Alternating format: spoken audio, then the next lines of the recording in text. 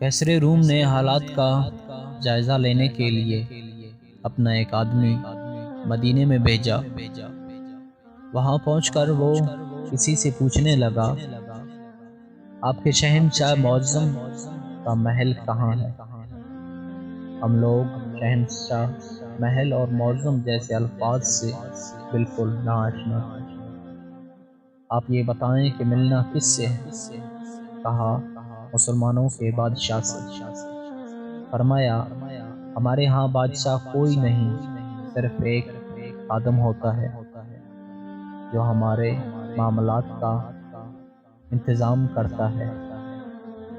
اس کا نام عمر رضی اللہ تعالیٰ عنہ ہے، اور وہ محل میں نہیں رہتا بلکہ گارے کے ایک جھونپڑے میں رہتا ہے، اور اس وقت کہیں مزدوری کر رہا ہوگا۔ تم یہ سن کر بڑا ہی حیران ہوا اور آپ رضی اللہ تعالیٰ عنہ کی تلاش میں چل پڑا۔ ذرا آگے جا کر دیکھا کہ عمر رضی اللہ تعالیٰ عنہ سر کے نیچے درہ رکھ کر مٹی پہ سوئے ہوئے ہیں۔ یہ دیکھ کر کہنے لگا، کیا یہ ہے وہ عمر رضی اللہ تعالیٰ عنہ جس کی ہیبت سے دنیا کے فرما رواؤں کی نیند اڑ چکی ہے؟